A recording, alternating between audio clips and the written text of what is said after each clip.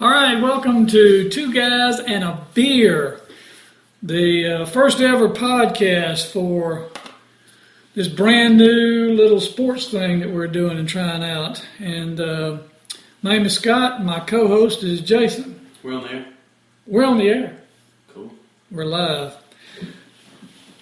All right, guys, this week we're going to talk about college football. And specifically the first game of the year with the top 10 teams. And in case you've been sleeping under a rock, here's how the schedule here's how the top 10 breaks down, the AP and the coaches poll. Is anybody surprised Alabama's number one? Nope. I think there's one guy out there. I think his name is Stewie. Either they got 2 votes that weren't number one. Alabama got the rest of them. And in the coaches poll, you assume that Georgia coach Mark Riggs voted for himself, probably pretty much. But Bama's number one, where they finished last year. And if they win, if they go undefeated this year and win the national championship, it'll be something Bear Bryant couldn't do. Three in a row. Bear Bryant never was able to do that. So would Nick Saban be the new Bear Bryant? He doesn't look as good in a houndstooth hat, but he'll probably replace. That's heresy to true Bama fans. Talking about replacing. Can they even say that word? They can't spell it. All right, quit bashing Bama. All right, Ohio State is number 2. Oregon's number 3. Stanford's number 4. Georgia's number 5. Texas A&M and South Carolina, they flip-flop depending on which poll you look at. The coaches have them 6. Texas 6 and South Carolina 7. AP has South Carolina 6 and Texas A&M 7. Clemson's 8, and Louisville comes in at number 9. And Louisville's in there, why? Because they smashed Florida last year, and they got a quarterback, Teddy Bridgewater. Very, very good. Very good. And Florida rounds out the top 10. So let's start from the bottom up. We kind of know what Bama's going to do. Well, we think we know what Bama's going to do. But we are who they thought we were. So, what do we think? What do we think Florida's going to do? Their schedule this year has got them playing Toledo first, Miami, Tennessee, Kentucky, Arkansas, LSU, Missouri, Georgia, Vanderbilt, South Carolina, Georgia Southern, your alma mater, and Florida State. Are you asking me what I think they're going to do? What do you think? They're going to go undefeated, except the Georgia Southern game. Well, while the rest of us are back at, Earth. Yeah, the rest of us are here at Earth and thinking about what really is going to happen. I don't see any trouble with anybody on this schedule, maybe until they get to Arkansas and LSU. Well, Miami is always a game that you never know what'll happen because it's an in-state game. Yeah, in-state game. Tennessee, Florida has beat Tennessee's ass for the past forever. Kentucky is Kentucky. They will always be Kentucky. Kansas for Pirates. You never know with them. LSU is a pretty good team. To me, in my opinion, the first real test is going to be in Jacksonville. Because that, to me, is Georgia could possibly come in there with a loss. Florida could possibly come in there with a loss. And that will determine the East, if for Georgia's season at least, and then for Florida's season as well if they've lost to one of these SEC teams. And then, of course, South Carolina is going to be after Georgia. They're going to get Vanderbilt, but then South Carolina. Assuming that... Florida plays South Carolina comes in to play Florida, or Florida actually goes to South Carolina, and that's on a bye. South Carolina's on a bye that week. So, they're going to be fresh. The old ball coach on a bye. He's pretty damn good. And then you always have to watch out for Georgia Southern. You always have to watch out for Georgia Southern. You're representing your alma mater. Listen, what is Georgia Southern getting paid to go in there and take that ass whipping they're going to take? What is it, $1 million? They're getting paid probably $1 million, $2 million, somewhere around that range. But if you remember correctly, they went and played Alabama and gave Alabama a pretty good scare. I think Alabama put the Water Boy in there and a few other people, but I don't think it was a scare. And last year when we played Georgia, should have been up at halftime 14-10. Georgia had the janitor in there playing, I think. So, really seriously, let's get back down to reality. All right, so Louisville. How about we bet on it? How about we bet on it? A beer. I'll buy the next beer. All right, sounds good. Shake my hand. All right, sounds good. All right, so you're listening to Two Men and a Beer, and the premise of our whole podcast here is we go for one beer until the beer's gone, the podcast is over. So I drink the beer. So we have to kind of get through it quick. All right, so Louisville has the easiest preseason schedule. They're playing no ranked teams on the preseason. So assuming that they go undefeated, all right, is it a legitimate reason for Louisville to move up in the rankings when some of these guys are playing several ranked teams and may only lose one game to a ranked team? Well, here's my question. They're ranked number 9 in the country. If they go undefeated and everybody else has a loss, last year Notre Dame went undefeated and got in the national championship, and then got the crap beat out of them by an SEC team. Really shouldn't have been there. It shouldn't have been there. But what can you say? You can't have a rematch in the national title. But Louisville came into last year's Sugar Bowl underranked, undervalued. Nobody thought they would beat Florida, and they just came out and pretty much dominated, hit them in the mouth. Yeah, they slapped them. Here we go. And Teddy Bridgewater, very, very good player. It's hard to maintain all that talent, feet, passing. The intangibles, a winner. And they have Charlie Strong, who's a great coach, who's a former Florida assistant.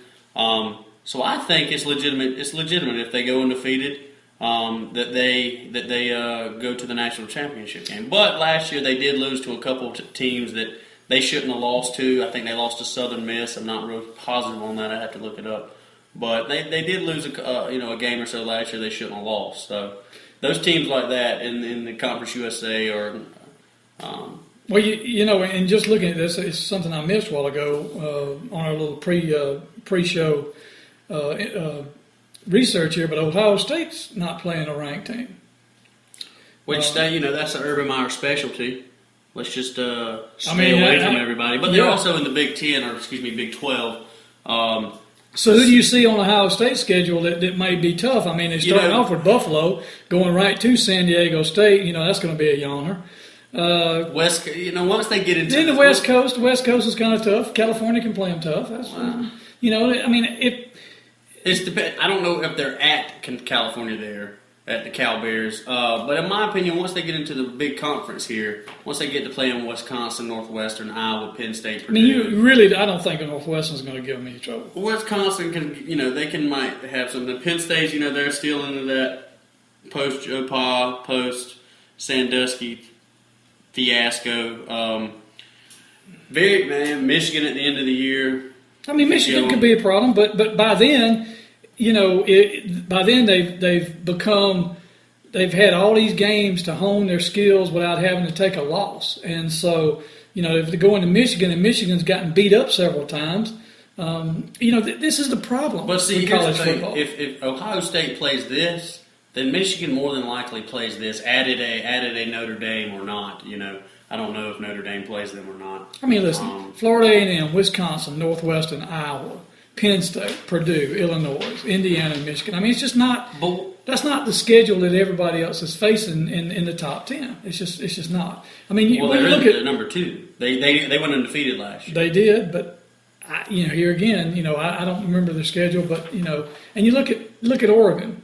They're playing Stanford. Stanford's going to be tough, but they're number 4 at preseason. They play Tennessee. UCLA is pretty good. I think they're ranked. I think UCLA is actually ranked. They're not in the top 10. Yeah, they're in the 20. They're number 21 though. Right. So they're ranked 21st in the nation. Yeah. So And you can see some. You'll see some guys move out of the 15 and 20. They'll move up. they could move up. They'll see some of these guys dropping out. They could drop. So, but I think Ohio State, being number 2, has got the best chance to go undefeated, right behind Bama. And I'll go ahead and make a early prognostication here that barring a Alabama upset, if somebody upsets Alabama, maybe Texas A&M in the third game. Second game. No, Texas A&M's third game. Is it Alabama's second game? It's Alabama's second game. So Texas A&M plays Rice and Sam Houston first. But in Alabama's second game, they're playing Texas A&M. At Texas A&M. And they could come up and slap them in the mouth. They really could. And you got Johnny Football with all this preseason. His situation, has it been resolved yet? No. I mean, he's still a college kid who likes to get drunk. He can't handle the pressure. Without Johnny, Texas A&M is not. Has no shot. They're not a force. But before the Alabama game last year, people were kind of didn't know about him. I mean, people who saw him play knew about him. I watched him play Florida and went, Jesus, this kid is really good. But until last year in the Alabama game when they beat him, he was for most part an unknown. Yeah. I mean, before the season, nobody really talking about this guy. Yep. And so without Johnny Football, Johnny Manziel, because that's a trademarked type of name. Texas A&M's not anything special. No, that's usually what you hear right there when Johnny's out there on the field when he's doing his work. All right, so if Texas A&M knocks off Alabama, then Ohio State's going to finish out the season number 1. But assuming they don't, assuming everything goes, there's no real goes, trap game for them except the Michigan game at the end of the year. But I'm saying if Bama gets through Texas A&M, I believe Colorado Bama, State, Ole Miss, Georgia State, at Kentucky, Arkansas, at Tennessee, LSU, at Mississippi State. Then they play Chattanooga, and then they have the Iron Bowl, of course, at the end of the year. The Iron Bowl's not going to be a big deal this year. I mean, Auburn's not going to. You look at Alabama's schedule. They play Texas A&M and Virginia Tech at the very beginning of the season, and then from there they go. But you're you're more vulnerable at the beginning of the season than you are later on in the year. Is what I think. Other than injury, I think if you lose early in the year, you can recover. Better you can recover to lose early in the year than not. It is. You lose last game of the season. You're done. You're done. You have no shot to move back up. But like I said, Alabama, they just moved down, and then they after the first 2 games, they don't play anybody tough. Now, certainly an LSU could come into the top 10, or the top 25.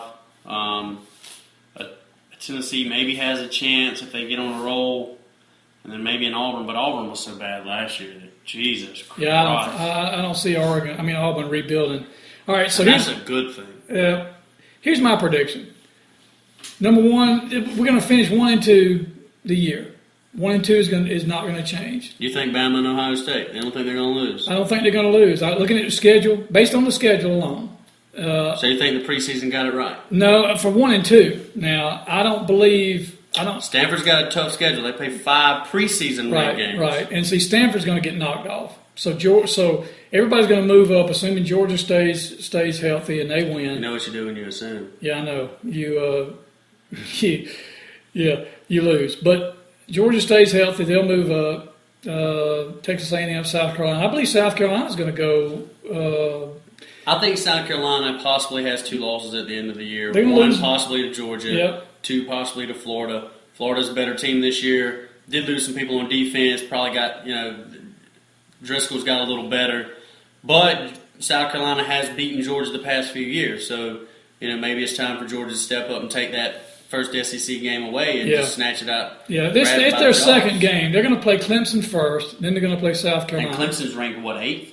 Yeah, Clemson's number 8. So see, Georgia's playing number 8 and number 6 back to back. And then and then they're playing number 10 Florida at October. 31st is that the game? I believe it's right at Halloween. So Georgia's got a tough schedule, but looking at their preseason, looking at some of the stuff I've seen online, some of the practices, Mark Richt seems confident. Here's what I think is going to happen to Georgia. Mark Richt always